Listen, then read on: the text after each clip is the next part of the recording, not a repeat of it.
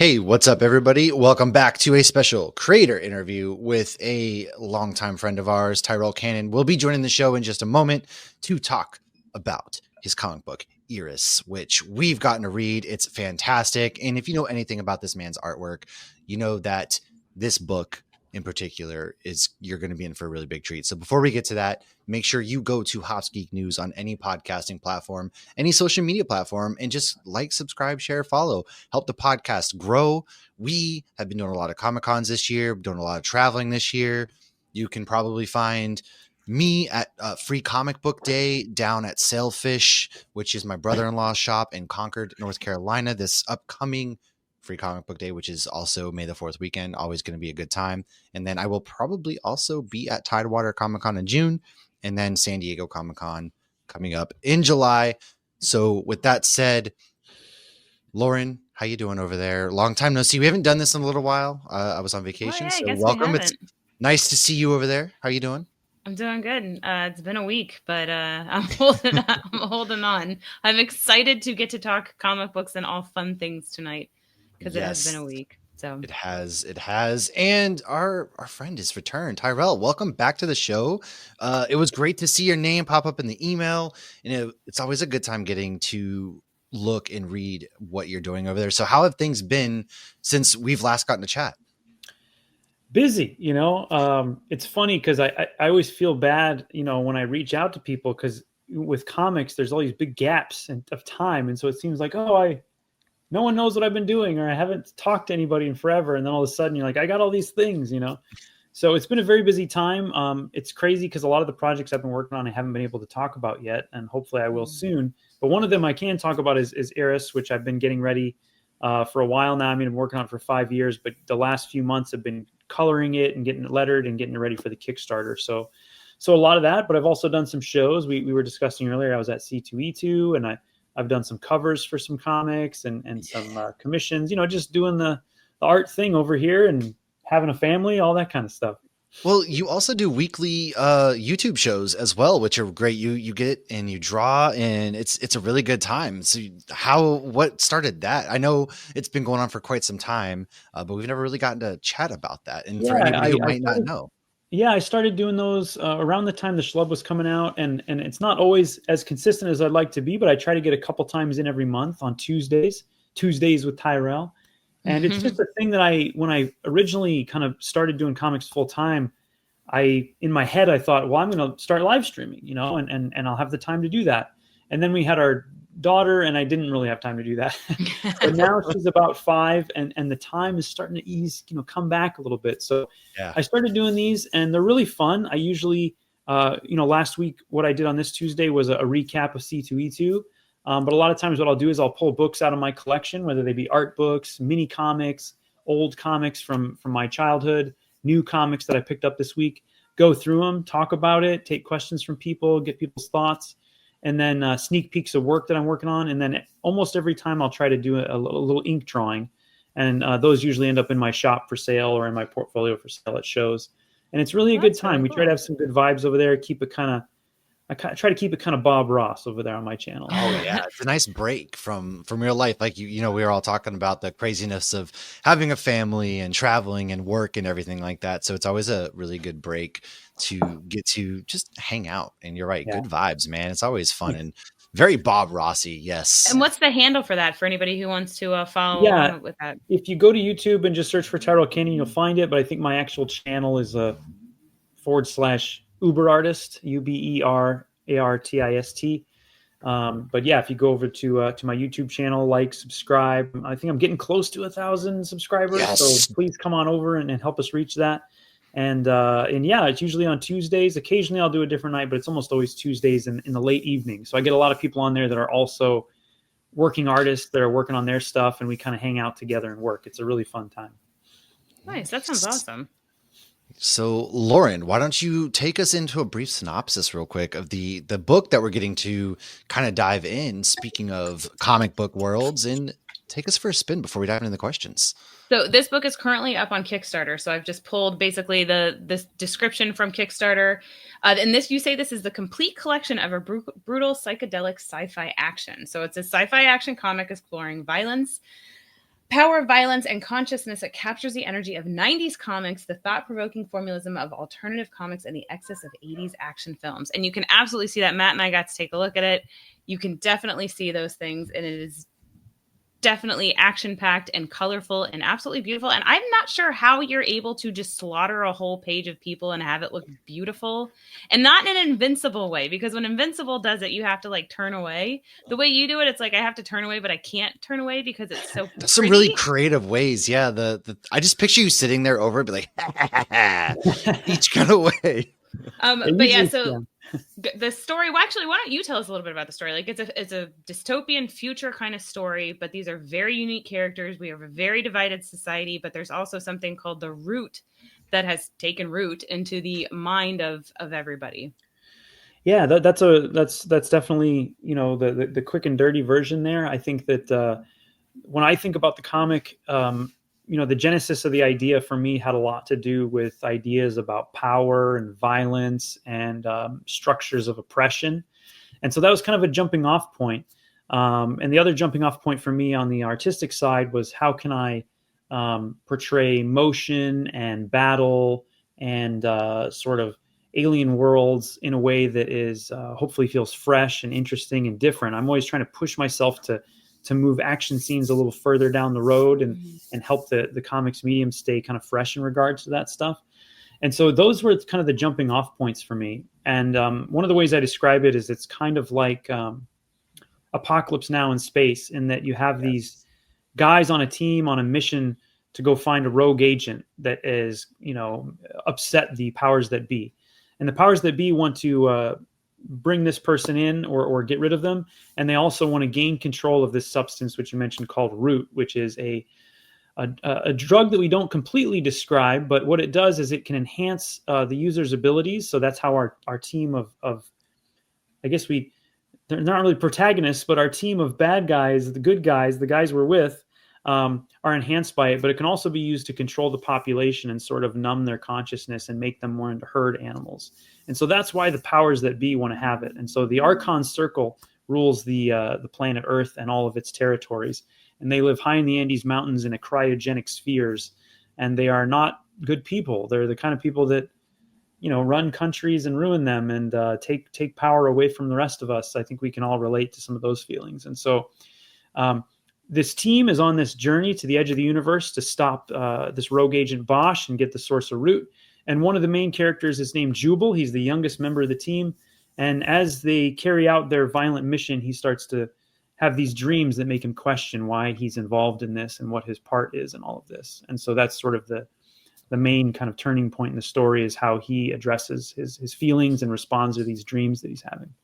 He was definitely, I think, the character that stuck out the most for me. And I kept expecting the story to go one way, and it did not go that way. So obviously I don't want to say how it went, but it was, you know, seeing those nightmares and everything, you almost start to feel for the guy, and you're just like, oh, this has got to go a certain way. And it didn't. And, you know, you said you wanted this to be a fresh idea. I will say this was a story like none other that I've ever read. Same. Even the way they traveled, which was actually kind of gross. It was like the way you were even. But it was very creative. Yeah, the way you drew it and everything. There was a lot of. I'm a texture person, and as I'm reading it, I'm just thinking of the texture. It was so gross. Like, how did you come up with the traveling idea? Is one of the big ones I had. Well, there's a couple things as I started the project and worked on it with my brother that we've seen a lot of sci-fi movies, and we love sci-fi. We love sci-fi movies. We love sci-fi comics. And you know, I'm not going to ever say that something like Aliens and Starship Troopers isn't awesome, right? But 100%. Felt like we've seen that stuff so many times that the last thing I wanted them to do was to jump into a spaceship that looks like a gun and get into cryotainer, right? I wanted that to be unique every way they did it. And so we had a few different elements for travel. One of the first ones you see is called grav sleds, which are these tubes that go all the way through the planet to different spots. And the guys are, it's like a gravity tube that uses sort of like magnets to push them through. And that'll take them all the way up through an elevator that goes to a space station. So rather than launching a rocket into space, they have these things tethered to the planet that go up to these space stations. And then from there, they get sprayed with some kind of goop, and that allows them to ride a laser beam to another station. And so a lot of this stuff is, ideas that, some of them are based in real science, but a lot of them are more fantastical and just based on sort of a visceral reaction. And so things like the sprayed pink that goes on them, or later on they end up in an orange goo that solidifies. I wanted all the travel to feel very tactile and very, not people encased in metal. Now they do end up on a spaceship at one point, but I wanted the spaceship to look like graffiti, not like a spaceship.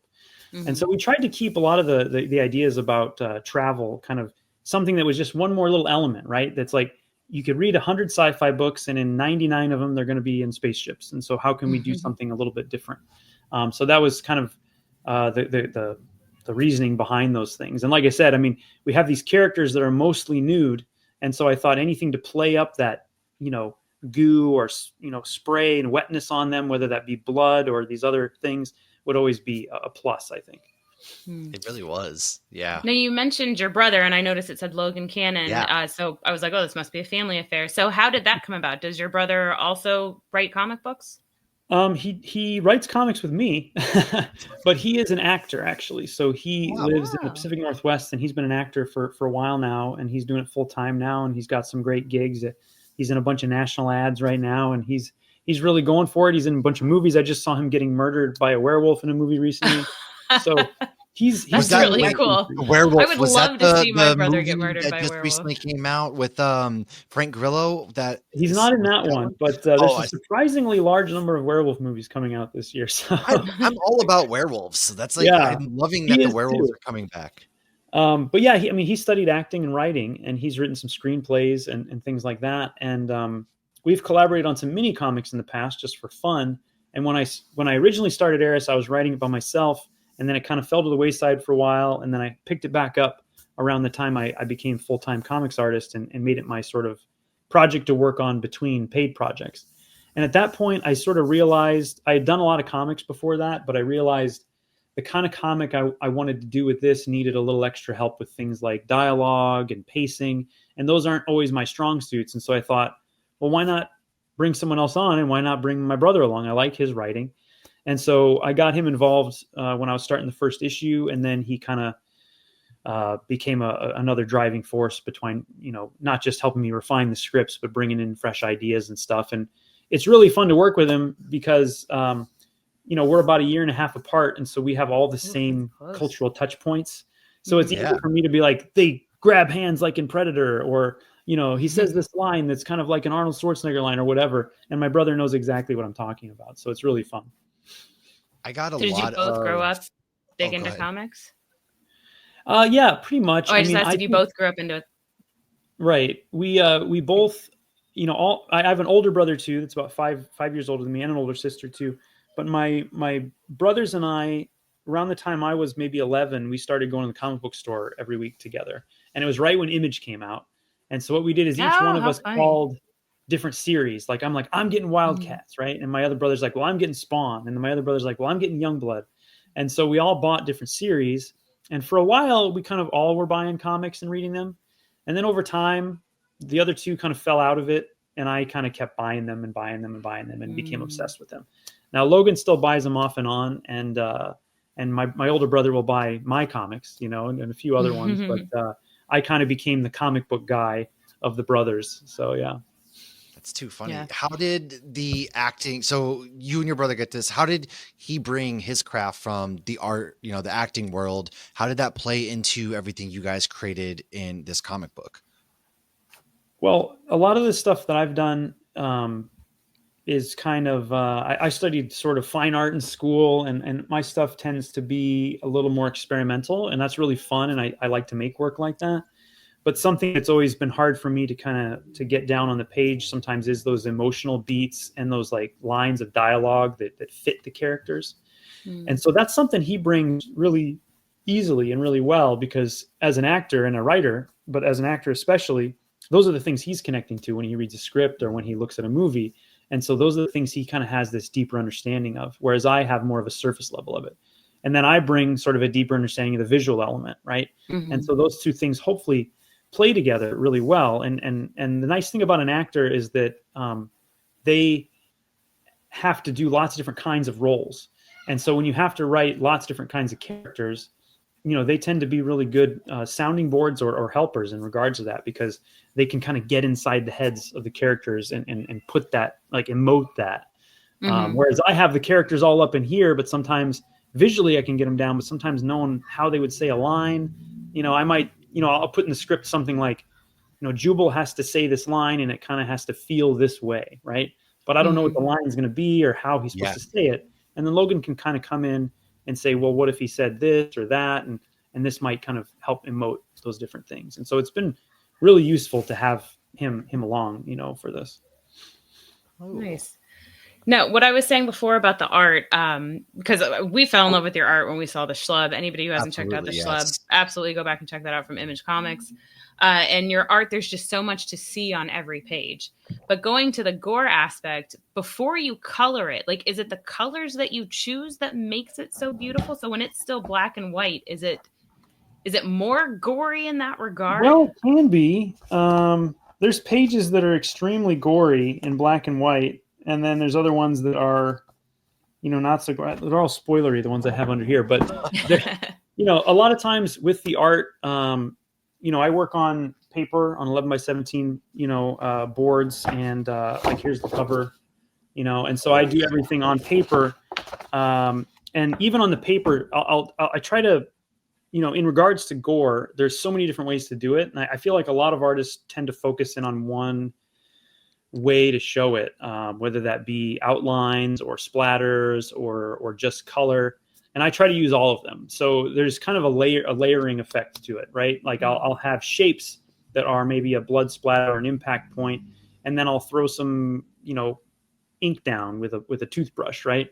And then when I get into the coloring phase, I'll put color holds on top of that so the splashes look a little more like red. And then sometimes I'll add some digital splashes on there or some color, color stains on different people. And then the other thing that's nice to do is to add little highlights on them so it gets that wetness feeling to it or that shiny feeling to it. And that makes the violence have this something that we were really, you mentioned the 90s comics in the description or 80s movies where the violence is glorified in a way, but in a way that's sort of, it can have an impact, but there's, like you said, like a beauty to it. Mm-hmm. And so I try to think of the blood and the gore and the fight scenes as this abstract thing that could be beautiful, outside of the context of the story, but just what are these shapes and how do they play with each other and how do these textures layer on top of each other? And so it's really fun because it never gets old, right? Like you start one issue and you're showing people getting their faces punched off, and then the next one, maybe they're getting cut in half, and then sometimes there's a splatter and sometimes there's a shape and sometimes the violence is slow and sometimes it's fast. It's almost like the main characters of this book express themselves through their violence, and the society that they're from and the people in control express their power through violence that they inflict on other people. And so the whole thing is about this sort of top-down pushing of violence across everyone, Well, I mean, when you're in the wrong, you got to take the power physically. Yeah. You mentioned a lot of the motions and the blood, the way it comes out. Like some of these, there's some really beautiful pages where it wraps almost like we're looking into a tornado. And the one really cool thing that I've noticed too is you go from the reds and then almost moves into action to where it goes into purples and things like that. A lot of pink. There's a lot of pinks and works so well. It does. So is that something, again, when it transitions into like the pinks and purples that you have in your mind, or you're just like, oh, this would actually work, and then you blend it into that kind of slicing motion, I guess? That's really, that's a really astute observation, y'all. And I'm really glad that you noticed those things, because these are the things that I think about and I hope they come across. And as the book progresses, there's certain colors and themes that play throughout it. And pink is a big one. Pink is sort of root and sort of energy and sort of power. And then there's other colors, like orange and yellow that are kind of heat and home and ground and community. And then other colors that are more like blue, which are colder with less emotion. And as you move to different planets or in different situations throughout the comic, I wanted each situation to have its own sort of unique palette. And part of the trick was to work pink and the flesh colors into all the different areas. And so coloring is something I feel like I've grown a lot as the series went on. I mean, I mentioned this before, but I've drawn this over many years between many projects, and so I was learning how to color as I did it. And when I did the first issue, I was releasing it online. And after I had finished it and was getting ready to do the Kickstarter, I had a colorist friend of mine come over, Addison Duke, and give me some tips and pointers. And I kind of did a revamp of the colors. And then as I went into issue 2, I tried to build on that and came up with a palette I'm really happy with in the second issue. That's kind of like candy colors is what I think of them. Even though there's all this violence, there's like an orange, yellow, red, pink, and Yes. it kind of makes it feel like you're looking at a piece of candy. And then as you get into the third issue, it's sort of the third chapter. It kind of gets very blue and cold in some areas. It gets icy in that one, especially as we go to that final planet before the good cliffhanger that you bring us to. And I gotta say too, especially by the third, the way you make these characters move as well. How difficult is that for you? Is it something that now that you've been doing it for so long, it comes naturally? Because I'm going to be really honest. The way you have everybody move so fluidly, and there's also a swiftness to it. I haven't really seen too many people able to do that as well as you have in comic books. Well, thank you very much. It is something I have worked at, right? I've done a lot of different types of comics, and with each one, there's sort of the subject or the theme that I'm interested in. And then there's the technical aspects that I want to improve upon. And so I've done other comics with like no fighting in them at all, or with no sci-fi elements at all. But when I got to ERIS and when I started my journey as a full-time professional artist, one of the things that I felt I could bring, and that maybe I understood in some ways that I didn't see it as much, was pushing how much images on a 2D plane, black and white images or black and white with color images, can feel like they're moving or they have impact or energy coming out of them. It's this crazy magic trick. And when you see it work in comics, especially, it's incredible, right? You see a character get punched and that punch feels like a punch, and it's just lines on paper, and it's crazy to me. And so that's something that I really started to focus on and develop some of my own techniques and indicators of how to show speed. And so in ERIS, there's characters that they're all fast, but some are faster than others. And so how do you show the difference between one guy who's fast and another guy who's fast? And how do you show that motion? And sometimes it's a matter of blurring a limb. Sometimes it's a matter of showing them move across a space in less panels than another character. And sometimes it's a matter of showing them move without even seeing them in the panel. They skip panels because they're so fast. And then you get towards some of the stuff at the end, and there's characters that almost are ephemeral. They can't even. I was about to say they're like blurring almost, and that's the ones that stand out, because I'm like, how the heck is he doing this? It's magic. I watch a lot of anime, and I try to take what I see in things like anime, or I watch action movies like The Raid and Jackie Chan. Oh yeah, and they have motion and editing and sound. And so the trick is not just to take a screenshot of a Jackie Chan movie, because that's not really going to do it. That's not going to tell the story. But how do I show the motion that, say, an anime character, Vampire Hunter D goes through? How do I show that on a 2D plane with a single image or a series of images? And it's sometimes I don't even understand how I'm doing it. It's just a matter of kind of you keep pushing things a little further, and you try to follow your intuitions. And I look at what other people do too.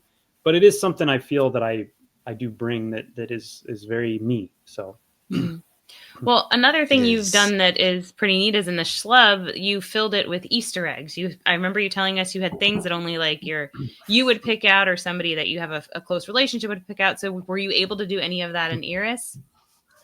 In some ways, yeah. So in the Schlub, a lot of it was, street signs named after my friends, or hot dog stands that I used to go to, or just goofy jokes in the background, funny names on the cereal, that kind of thing.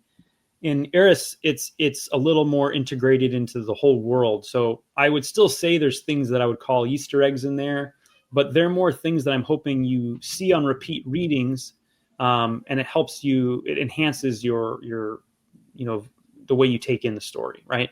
And so there's not a lot of funny stuff in there. There's a couple little funny things that I don't think anyone will get, but a lot of it is things like, oh, wow, now I see how this panel in the first chapter relates to this panel in the third chapter. Or, oh, I see how there was this giant battle, a 2-page spread. There's quite a few of those in the book. And maybe at some point you'll see, oh, this is where that ball that Coil threw went. And then here it went over here, and then it went over here.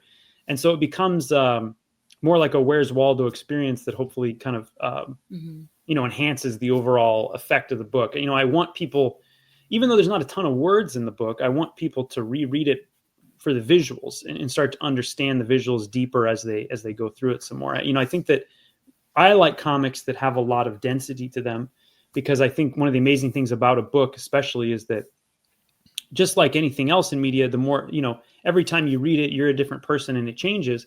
But with comics, it's a very cerebral and personal thing. You're deciding how fast and slow to read it when you come back to it. And so it's even more of a, I get so much more out of rereading a comic than I do looking at any other piece of media, really, because, there's an intimacy to it. So, yeah. And it is very true with you, choose how quick you go over that art or whether you stop and look around.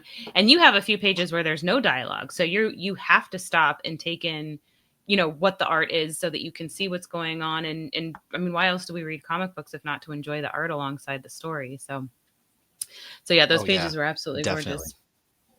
Thank you. I thought you were going to ask a question, Matt. Oh, no, I was just going to say, basically, we don't want to ruin what happens in book 3, but it really sets up, very, like Lauren said, it was a vast departure. I did not see it coming that way. So what kind of tease about what's coming on the horizon and kind of what happens in that book for those who have not read yet, or maybe they have read? Yeah, well, the third chapter, I mean, I see this as a complete thing, and it's sort of a culmination of the story that we had planned from the beginning. Some things changed along the way, as they always do. I think I originally thought it was going to be 12 chapters, and it was going to be all these little side things. And as you work on a project, it changes and you change. And I try to welcome that. And so what ended up happening is, as we got to that third chapter, there was a lot of things that I felt like, if I can focus on these elements and these visual elements and these story elements, we can really have something here that wraps up in a way that I feel satisfied with. Now, it's not a comic that is going to give anybody really straight. My daughter's counting in there very loudly. I don't know if you can hear that. It's not going to give a lot of straight answers. I like books that have some mystery, because, again, as a reader, I like stuff that makes me think, well, maybe if I go look at it again, I'll get it a little deeper. And if I look at it again, I'll get a little deeper. And so we try to leave a lot up to interpretation, but really, what I wanted to do as people got towards the end was to feel like the Jubal character started to really feel differently than he did at the beginning. In the beginning, he's kind of on board. He's a team member. And towards the end, he starts to get more and more separate. And as they get closer and closer to their goal of finding Bosch, the types of people that they encounter and how they encounter them changes. You see at the beginning, they encounter resistance soldiers, and it's kind of a small threat for them. They take care of them quickly. That was a very stereotypical looking characters, right? And then they find these gangs, and the gangs are kind of, a community, but it's a loose community. And then you go to the second chapter, and there's these farmers that have generational families that care about their environment that they're in and the people that they are with, and a whole religion built around it. And then as you go into the third chapter, you see more of a cult situation where, instead of it being a community of people that care about each other, it's a community of people that serve somebody. And so, they face these different communities, and they're facing them as a team or a community. And so they affect those communities that they face, obviously, by wiping most of them out. And then it affects them as well as a team as they go through it. And so, I'm hoping that all the tiny little bits of character that you get from everybody in chapter 3 or in chapters 1 and 2 kind of come together in chapter 3. And so when certain characters either, rise above a challenge or meet their demise, you have feelings about it. And some of the feelings could be like, yeah, man, screw that guy, I'm glad he's gone. Or, some of them might be there are some very much of those satisfying. Yes. Yeah. Some satisfying deaths, So yeah, I mean, as we got into the third chapter, I really wanted to have something that was the biggest battle I've ever drawn, and then also a one-on-one battle that was everything I think it can be in a comic. Not just a couple punches on a couple pages, but how can you really show the intensity of this conflict between many, and then this conflict between just two. Hmm. Yeah, and even when was it the High Council, the spiritual leader person, that went a totally different way than I expected that to go too, because you just have these certain, I don't even want to call them tropes, because they're not tropes. I feel like tropes are something that people will do that's easy to get out of, but just what we kind of expect from certain, whether it's a spiritual leader or something like that, there's certain kind of expectations we have, and that did not follow that expectation either. So, right. And there was a few laughable moments too. There was a couple giggles in there as well with these characters thinking they're all funny and attractive and whatnot. So that made me laugh as well. Yes, I hope there's a little bit of humor in there. It's sort of 80s action movie hero kind of humor, right? Where there's a lot of jokes that are at the expense of other people, or a lot of ribbing back and forth. The team of the ERIS Vanguard kind of is more to be a sports team, boys club kind of a feeling, Yeah. And some of us have been around that. And some of the ideas that I put out there, I do want them to kind of start out as something that maybe you feel a little bit familiar with, but I like to turn it on its head, because, it might not be the best thing always for marketing, because I think people like the comfort of knowing where things are going, but this is a dangerous world that they're in. And I don't want things to feel like the sacredness of those things is kind of sucked out of it, right? No matter how much somebody thinks they're right, or they believe what they believe or whatever, in this world that these guys inhabit, that's controlled by these evil folks, that's all out the window. And sometimes that's hard to see, and other times it's really satisfying to see. Right. See, I always want what I think is going to happen to be wrong. I always love being surprised. Unless everybody thinks I'm crazy for my prediction and it ends up being right, then I'm happy. And you guys make some pretty good predictions on your show. I mean, I've seen you guys usually have a pretty good eye for what's coming. So, well, I mean, that's if you have a blueprint of a comic book already ahead, maybe. But sure. Outside, I mean, I could not write a story. I've never even tried to write a story. I kudos to you for being able to write and draw. So, thank you. It's incredible. So I know as we're recording this, there's 19 days left. You guys are just about there to the mark. What kind of upcoming conventions, where can people, other than the Kickstarter and your social media accounts, where can they find you in person, potentially upcoming? Yeah, well, I mean, I encourage everyone to definitely check out all the social medias. I'm T Cannon Comics and everything. And of course, you mentioned my YouTube channel, and I've been trying to do ERIS specific things on my YouTube channel this month. I was just at C2E2 this last weekend, so that was a great place to find me. Unfortunately, the next show I have is in June. I'll be at the Chicago Alternative Comics Expo here in Chicago. And so that will be in the end of June.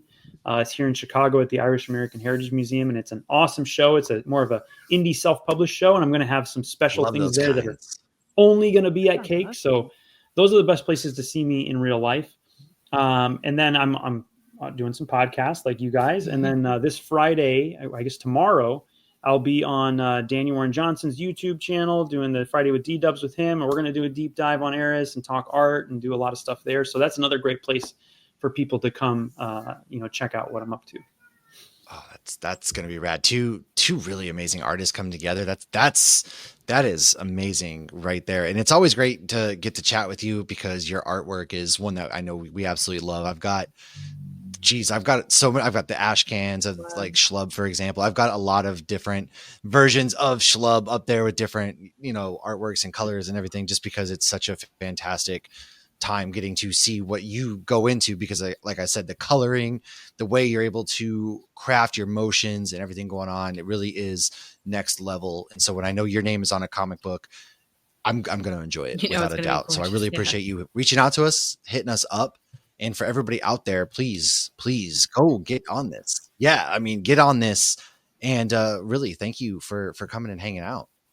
Thank you guys for having me on. And I really do hope people are intrigued enough to go check out the Kickstarter. It's ERIS, the complete collection. It is on Kickstarter right now. And I just posted an update today with some cool pinups that some of our friends did for us. And we have some great unlocked rewards that will be unlocked if we go past our goal. We're going to do some printing upgrades. We're going to do a source book in the back.